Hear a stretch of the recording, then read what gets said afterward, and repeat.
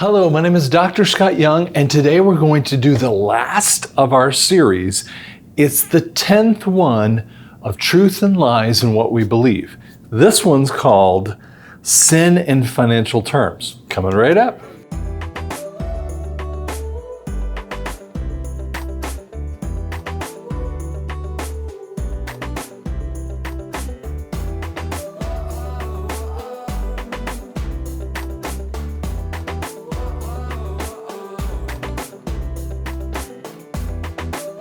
I get into this conversation and I lose some people that go, what? Money? There are portions of the church that just look at money as illegal, ugly, nasty, whatever they want to say. And I'm kind of like, why would you say that? You know, they have a monastic viewpoint, let's put it that way. And what they're struggling with is monastery kind of thing, where a person just lives there and they live poor, okay?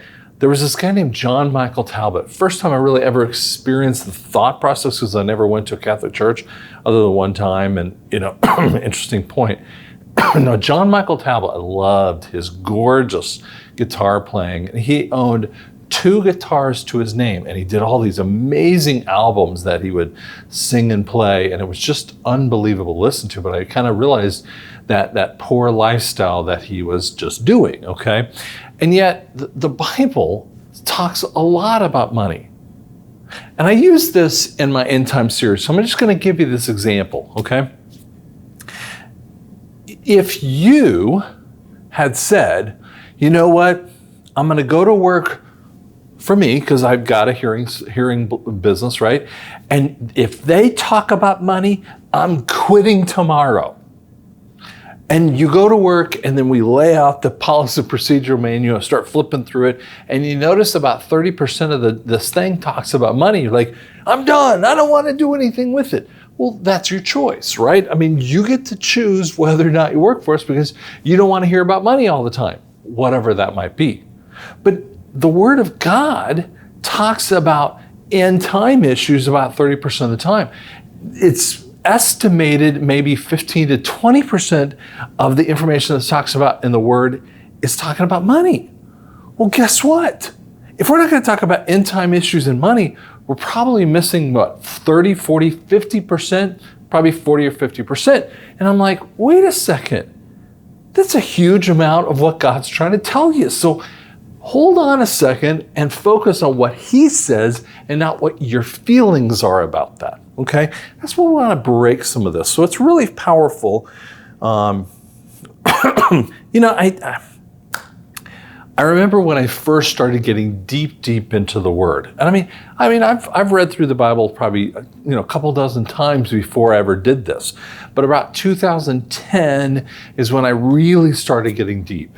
And so about the last 11 years, this is 2021, if you're watching it in any other time frame, but about 2010, I started going from 100-foot depth to a 200 foot or 700-foot depth, I always say.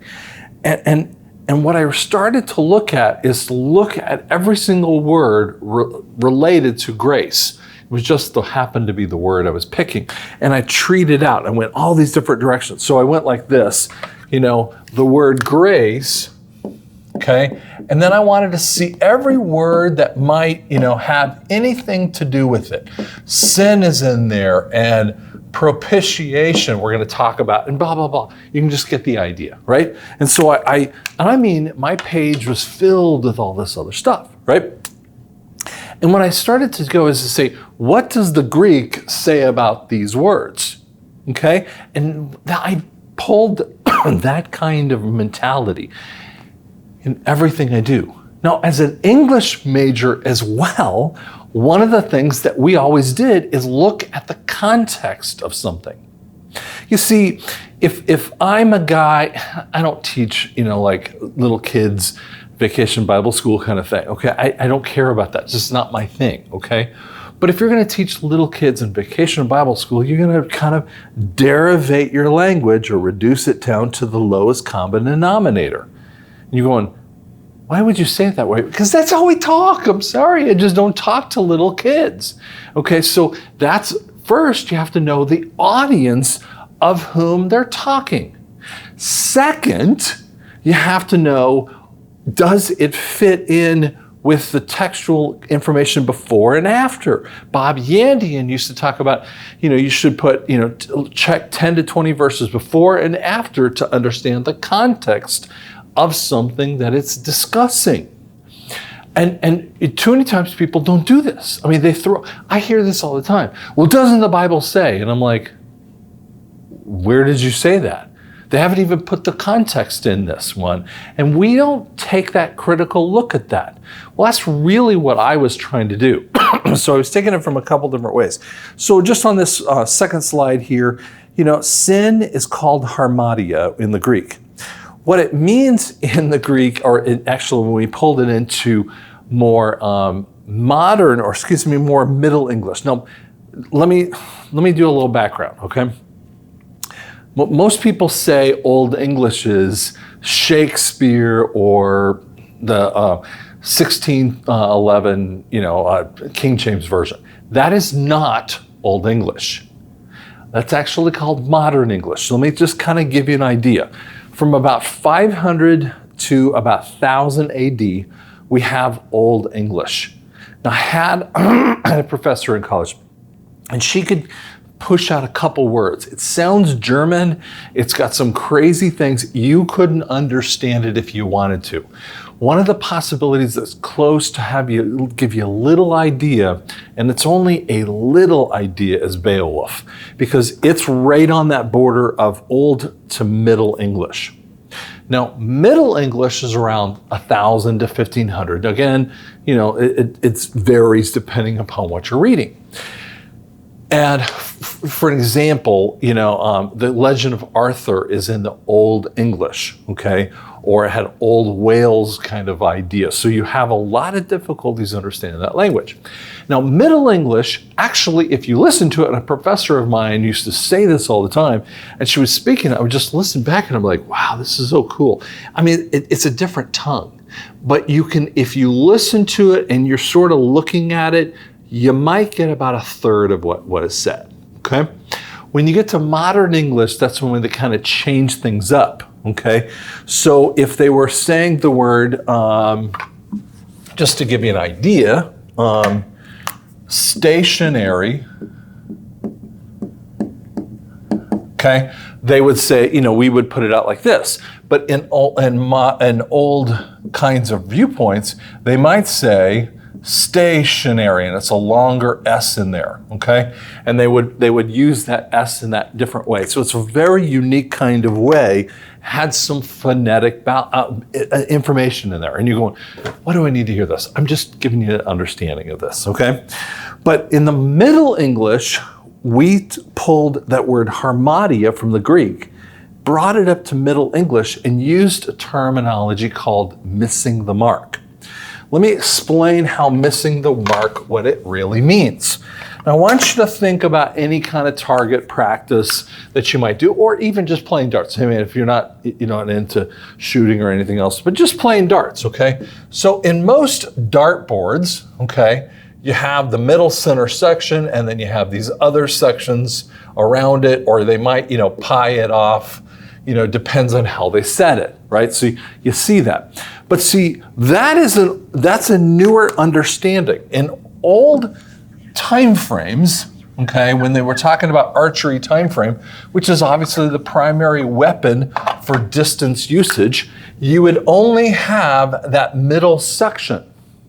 So here's what would happen. If you were shooting an arrow and you hit here, or hit here, you sinned, okay?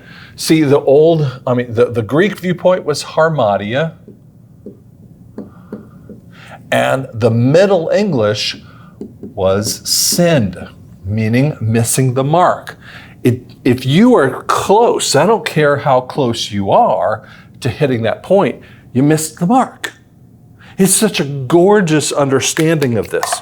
It says that it's an all or none kind of thing, okay? And so if you I mean, let's go to crazy levels. You kill someone, you rape someone, you gossip about someone, you do a little white lie. I mean, do you kind of catch where I'm going here? I mean, we have all these variants that we, as humans of the modern era, would go, well, that's not as bad as that sin. And God's going, hey, listen, any one of the thing, if you sinned, you've fallen short of the glory of God. Romans 3:23. So when you understand this as an archery term first, it gives you an idea. Wait a second, there's something more than this, okay?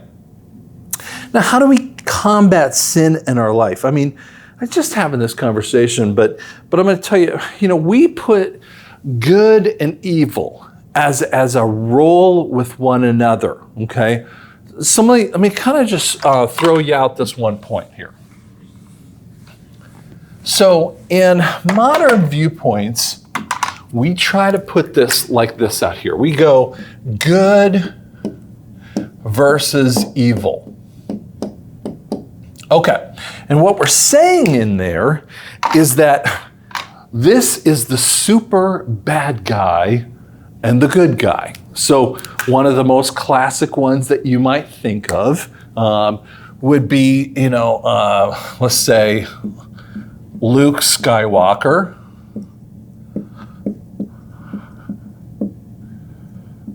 Walker, okay, versus Darth Vader. Okay, so we look at that and we see that variance between the two individuals. Now, what's funny is that George Lucas, if they were only going to make the very first one that they did, which is actually the fourth of the series, okay, he knew as the author that this was going to be Luke's dad. And what they were going to do is see the variant and realize that they weren't as far apart as they really were. That's actually what makes decent stories, okay? Now, in Star Wars, when we get to the sixth of the series, you find out that Darth Vader flips right over here, but it doesn't say that he's the bad person all the way through. Because then we get to Emperor Palpatine and we find someone who is even worse than that. Do you see? That's how the world likes to talk about it. And yet, we just learned that if you sinned, does Luke Skywalker, is he perfect? You see, the Bible does it like this way. The perfection of Jesus versus the world. Now we go, well then is Jesus against everyone else? No, that's not what I said. What it's doing when we're putting this on the realm of sin or sinner kind of thing, this is the definition of sinner. And it doesn't matter where you want to place this, and I'll explain that a little bit deeper, okay? So then when we also have this problem, and let's take this just one step further, okay? So we'll take that same good and evil kind of thing, and we say, Jesus' work versus all works. And when we get into that one, we start getting like, wait a second, is all work bad? Okay, let me give you an example of this. Okay, the work that Jesus did seemed bad to the religious people of the day. I mean, he was working on Sabbath and he did these other crazy things. But he was trying to say, listen, I'm the Lord of the Sabbath. He was over that. And yet it offended people. We see people getting offended all the time, right? All the time over other things. And I'm not talking about non-believers. I'm talking about believers. They're all over here getting freaking out about stuff. And I'm like, calm it down. See, what happens is that you get yourself caught up over here and you're saying, how do I be good in my ways? And as you've listened to this whole thing, in Romans 7, 15 through 25, if I remember right here, just off the top of my head, it says that you can't do good. Every time, Paul's saying, who's a perfect dude, right? He's going, hey man, every time I try to do good, I do bad. So I'm so wretched, man, what's gonna save me from this? The perfection of Jesus, okay? Be perfect as I am perfect. And you're going, how do I get to do this kind of thing? And then what happens is that we define the works based upon the work itself. Let me give you an example. If you are, I'm gonna tell you something that happened more in the industrial era than any other time frame. And it comes out of the understanding of this group, the elitists, okay? And I don't want to get into the exact word, but we're going to say the elitists.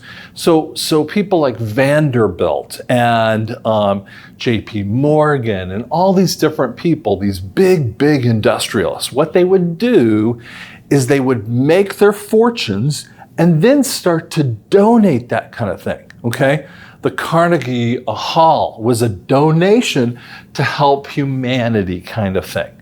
But here's the thing, Carnegie, I mean, if you go look at that steel magnet that he was going through, I mean, he did disgusting things to the people, killed off a bunch of people to get his fortune. He wasn't just earning it, rightly. I mean, so much was done in this poor way. But at the end of the life, he wanted everyone to go, wow, that guy was great. So I would ask you, if we want to put anyone over here like J.P. Morgan, who is a really bad, if you go look at his life, you will be disgusted by his life, okay? And his sons and all the other kind of people through this. And if you say, if J.P. Morgan gives $10 million at any one point in time to a charity, is that a good work? And I'd say it's a worthless work. It's a worthless work. It's not even, I don't care how much he might think he's accomplishing. In God's plan of this whole thing, you did it for human reasons. And if you get paid back for that thing, you only get paid back by human things. When they give adulation, yay, you're awesome, right? And then you'd say, well, that's what your payment is. That's what the Bible says. It's because it's judging upon the perfection and the Jesus work that happens. Now, here's a fascinating thing. If you look at Matthew 26, that talks about later 25 and into 26, it talks about the separation of the sheep and goats. And when it talks about the sheep, it's doing this very fascinating statement. It says, you did the least little tiny thing for me. And if you watch my whole series on the hope in the last days, you can purchase that on drscottyoung.com. You can kind of get the whole series, and you can buy the DVDs, whichever way you want to go. And what happens with that, if you did the littlest thing out there, then it's eternal life. Like, what? You may have to do this tiny bit of work, but it's not the work that you're doing. It's the belief that you're doing. And the world thinks this is all about works, which makes so much sense. You see, we're always trying to combat sin. And so when a guy goes into pornography, when a person is going in, she continually goes off and she's gossiping about everyone in the neighborhood kind of thing. The sin is the same. Okay? And yet, but she's not hurting people. You want to bet? That person who's out there gossiping about a whole bunch of people can destroy lives, can destroy marriages, and she doesn't even know it. This guy over here is doing his own destruction and destroying his family and his kids and leading down in those kind of paths. Man, this is all destruction of yourself. Okay? That's what sin is about. Okay? But here's what the other thing about this. Sin is a debt.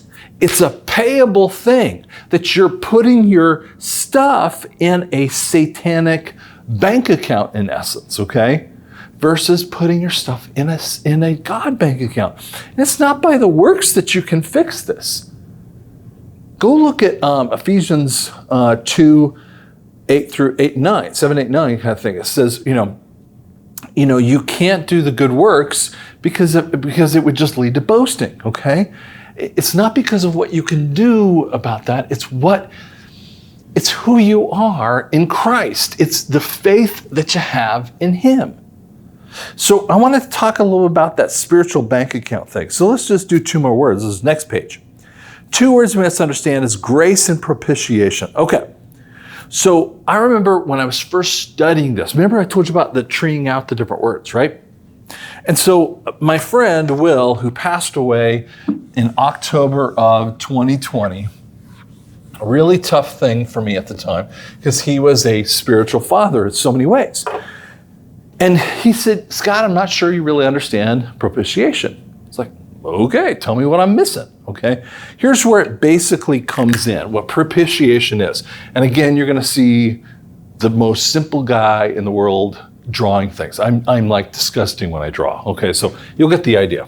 So here's the Ark of the Covenant. You're going, you can't draw, you're right. Okay, so then we have the angel up on top, and the other angel up on top too, okay? And what happens, propitiation, is that space between the 2 cherubim. That's where it first comes from. It's a space that's so tiny that nothing can get between it. But if you can get between it, you are in this mercy seat of God. And so it's the act of appeasing and making it right. Hystelerion is the reconciliation of the blood of the mercy seat. You're going, I want you to catch what this really is about. If you can accomplish propitiation, you got it completely made. In financial terms, it's paying off your loan. So let me give you an example, okay? I had moved my stuff here. Okay, so I had a loan with a hearing aid manufacturer. Okay, let me explain what this is, okay? So I'd had a loan and it was $80,000, okay? So I had a monthly payment, 5 years, it was 5%, and I can't remember the exact number, but I think it was something like $19.43 a month, okay? And I'm guessing on that exact number. I'm just coming up with my head. Okay, so they were taking out a $19.43 payment every single month on a basis, and it was on the first of the month. Okay, you got it. Now, so over the years, I had loans that were like as much as $235,000, and then I would do it down and do it down, and then I finally got to this one, that $80,000 over 5 year, 5%, kind of thing, right? And then about a month and a half ago, so this would be in May of 2021, God actually was saying, I want you to pay this puppy off. Now there were other caveats in this loan, and it's a little bit different kind of thing to explain, but there's caveats that I had to accomplish, not just the payment of it, and it happens in some types of loans. It was a personal guarantee and a whole bunch of other things. Now, when I looked at the payoff of this thing, it's $21,000. Now, in most loans, you pay off, the debt of that thing or the principal of that payment, and you're free and clear. But there were more, what I say, the caveats, okay? And I needed to make sure that the loan agreement, when I did this, I wanted those caveats to go away, because if I gave you the balance, you're gonna say, you're done. Right? That's what I made sure it was happen that way. And no one really liked that when they did this, because they weren't thinking like I was thinking in the future. So God said, pay that puppy off. But I needed to make sure, and I had to talk to the loan agreement people and say, listen, we said this. And at first there was a slight pushback, just a slight, okay? It was actually really nice the way it worked. And which made me, when they didn't really push back too much, they wrote me a little letter and said, you have paid this puppy off. You owe nothing. You're free and clear. And it was kind of interesting the way that the writing was. Well, this is the exact way of propitiation. So propitiation is paying off your loan and you know nothing to them. Here's what happened in ancient time frames. If you owned, and I'm making up a number, so don't get too freaky about this, okay? If you owed a $10,000 payment and you wanted to look back at this kind of thing and you couldn't pay it right now, okay? You can't pay it right now. Guess what? You go to prison until your family could pay it. Now, if you go to prison because your family can't pay it, you could go to prison. That could be a lifelong sentence, okay? And prison wasn't very fun in that same time frame too, so you kind of get where I'm going here, right? I'm going to switch, I'm going to switch a different one here because you need to see what I'm writing about because it's where our pens are starting to die right here. Happens to us every once in a while. Okay, so I'd have to open that up and it'd take me a little time. So here's what happens. In debtor prison, you were always owed that amount and you had to make the payment. And if I don't make this payment here, then I would have personal guarantees or business bankruptcy that they could go in and take all of my stuff. Do you kind of catch that? So if it's taking all my stuff, well, there is the point. But what Jesus does is goes, I'm paying it off just as if you had a check that you could easily write to pay it off. But the thing that you have to understand, it's bigger than you can possibly imagine. We'll show you that more in a minute. The world's meaning of grace is to do honor to someone. And I know you're going to wait, so there's more to that. Yeah, I know, but that's normally when people think, I'm going to give you grace, right? I'll let you go or whatever. But here's what it actually means in the Greek. It means charis. It's where we get the word charity, okay? It's a gift of God through Jesus or a favor. So the financial terminology of this is a deposit in your bank account with more money than you can possibly imagine. Okay, so go backward into this kind of thing. So here's propitiation, right? But the point of grace happens like this. You owe $10,000. Well, God just goes in and gives you $100,000 in your bank. And you didn't do anything for it. That's grace. It's so much bigger than you can possibly imagine in here. And that would be the grace and the gift that happens. He's going, you don't owe it back. And that's why when people struggle with this, they struggle with the idea of someone doing something for them and they're like, well, I can't pay you back. And I'm like, well, guys, you're missing what the word says about it. Do you see just two words that we're talking about in financial clarity that gives you an idea like, wait a second, we're missing what this stuff means. Next page. I want to show you this one because this is so powerful when you see this. And we'll leave it on the side of the screen, so I'm just going to erase it so he can my video people can put it on this side of the screen, and we're just going to talk about it and go back and forth here, okay? So let me flip over into this. Okay. So we're going to say on this side of the screen, this is 0, okay? And up here is 1.2 million. Obviously that's plus. And down here, this is 1.2 million minus, okay? And I'm going to explain that one here in a second, okay? So first off, where am I getting 1.2 million? Well, let's tell you how this comes up.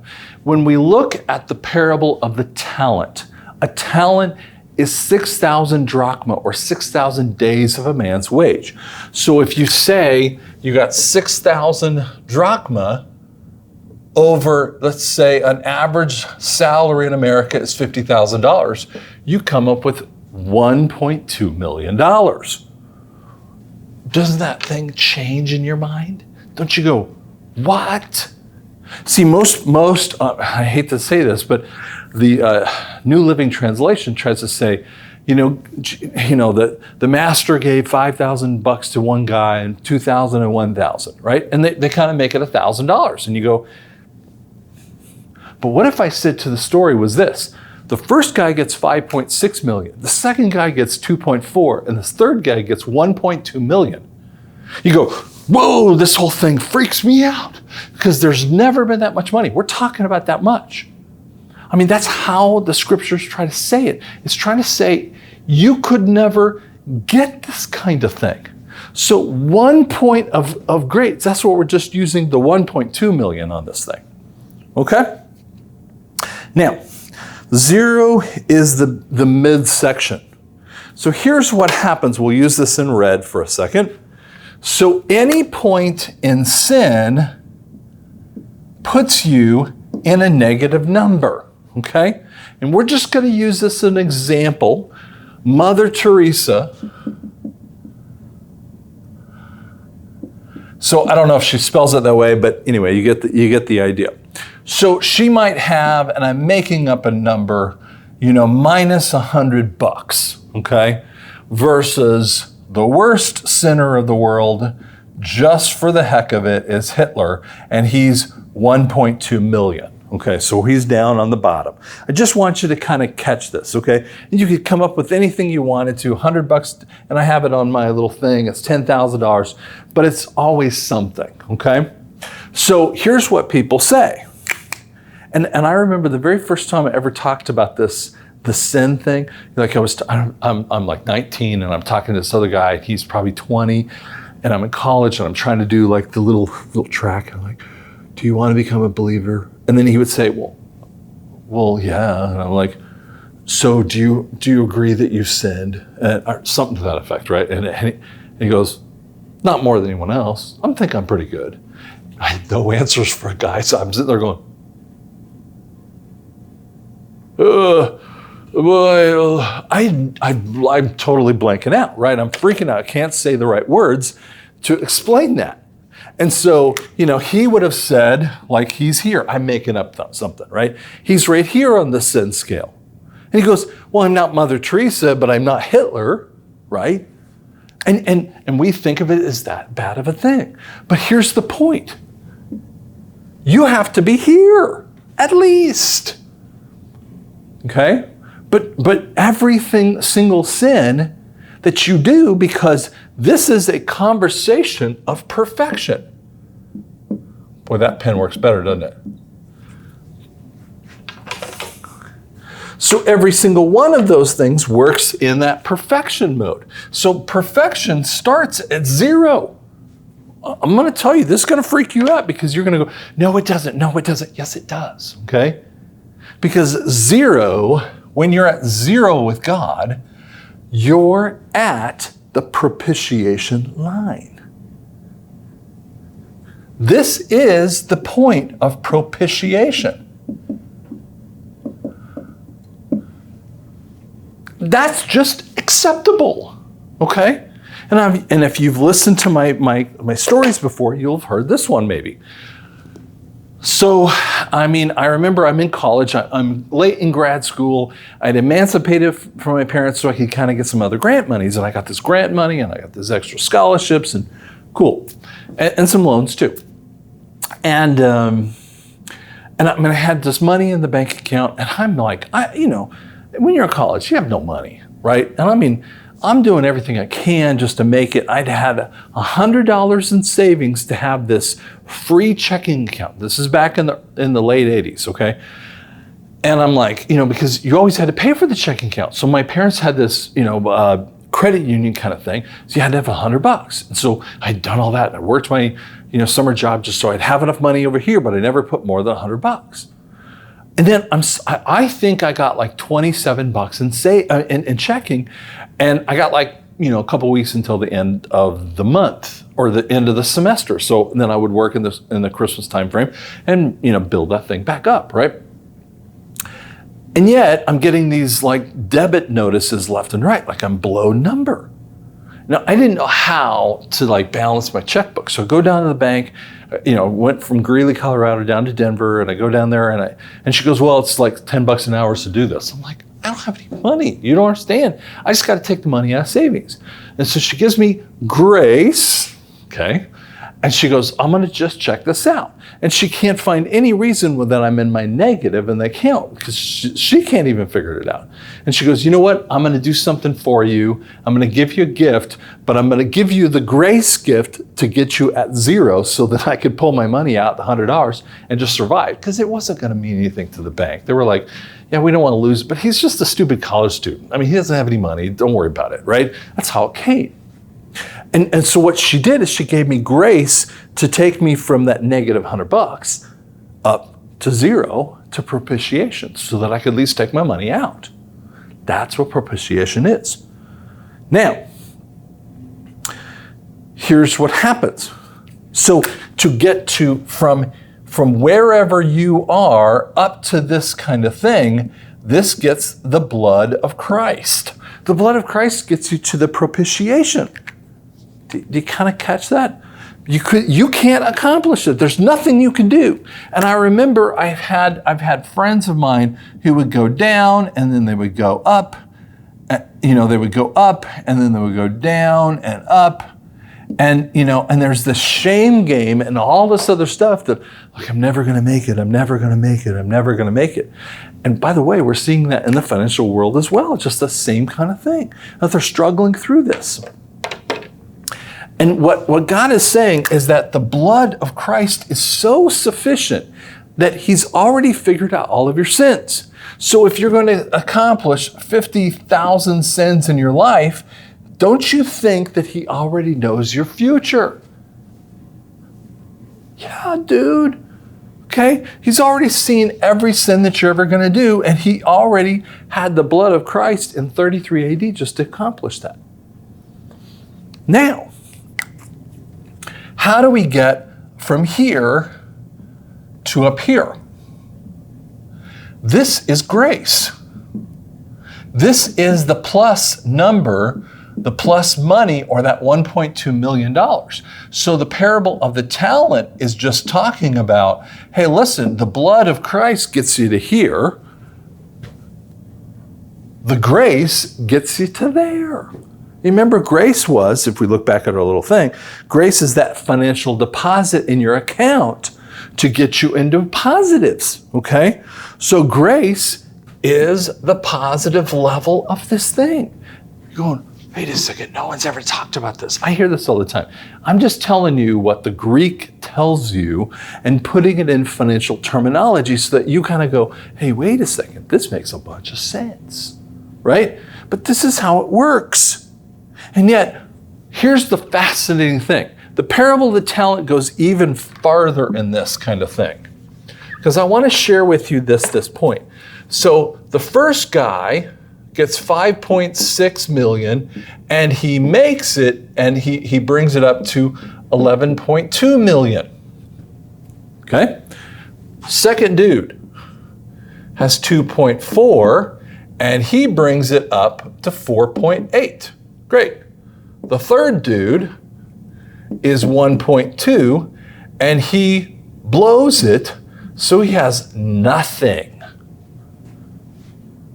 No, he loses down to nothing, but because of his sin, he's at a minus, and I'm making up something, minus $10,000. So that's why Jesus says, and I would tell you, this is a goat type over here because this person is going to outer darkness. Because his sin brought him into a negative bank account. See, Jesus took away the grace for this portion, okay? He took away the grace part. So Jesus took it away because the guy said, he just buried it in the ground. And his sin brought him into a negative point, which is what brought him into outer darkness. On the other hand, here's what happens. He takes that $1.2 million, adds it to this dude, so he has 12.4 million, right? And you're going, Why wouldn't he give it to this guy over here? The communist viewpoint, right? If we were all communists, we'd say one point guy got 3, the other guy got 3, the other got 3, right? And then if he was bad, they split it between the two of this. This is the fairness doctrine. This is what people get all upset about. But that's not the way of the world. The way of the world is people have different abilities. Okay? And if you're sitting and you've got $1.2 million to invest, a big amount of money, would you invest in the guy that made it from 2.4 to 4.8 or 5.6 and made it 11.2? And you'd say, this is a harder job up here. Okay, this guy would have worked just as hard or probably harder to get to this kind of level, okay? Because he could have made his money go up from 5.6 to 7 or 8, but he doubled that money. That's what it says in that circumstance, okay? His 5 talents went to 10. So using the same kind of math equation, you're seeing where we're going. And you would say, well, heck, I'm gonna go with this dude because he knows how to make more money with it. That's just the simple point. But God goes, to use your fairness doctrine, he goes, well done, good and faithful servant. Well done, good and faithful servant. He says, dude, I'm cool. You're fine with me because you did what you were supposed to do. And the guy who has nothing and gave it away goes to the person who does much with it. Okay? When you have a little and you do more, that's better. But if you do more than that, well, guess what? It's even better. You have more abilities to do this. And that's the grace. Do you catch how this thing is? And here's the fascinating thing that no one ever talks about. When Jesus is doing this whole parable of the talents, you can look at it in Matthew 25. It's my favorite place, but Luke actually does it a slightly different way. But in Matthew 25, do you know that Jesus is doing an accounting job? It's like year end. He comes down and he goes, let's settle up the accounts. That's looking at the balance sheet and looking at the profit and loss statements. Do you understand? Jesus has understood profit and loss statements more than 2,000 years before they were ever accomplished. Or about 1,600 years before. He was talking about it way before anyone else understood it. If you go look at business, the first business was the English trading company around 1600. The first company that did real company work. Everyone else, it was a family-led kind of thing. But it's the first company. And Jesus is talking about it in the scriptures way before a company ever existed. What? And guess what? They did not have to pay that money back to Jesus. Jesus goes, hey, good, keep it. You don't even understand that in the Word. That's exactly what he says. They didn't have to pay him back. They just had to show what they were doing. That's how God is. He doesn't need that money from you. We think, oh, we got to pay our tithes. No, you're doing it because you want to. Okay? You got to do it because you want to. But this is what most people don't understand, the grace and the propitiation. So I hope this helped you out. This should give you a lot of stuff to think about. And you really want to sit back and think about it. It probably will drive some of the ideas that you might really break some of your old understanding. And psychologists talk about it as breaking your old tapes. And it's a really good point. Go rip them up, okay? Rip up that old idea. So if you like what we've had, I hope you do. This is the whole series. We're going to do a whole bunch more things in the world and give you some more cool information. We'll probably be breaking this up into a 10-part series that we'll be selling. It's going to be a fun series for you. So I hope this helped you out. Thank you so much.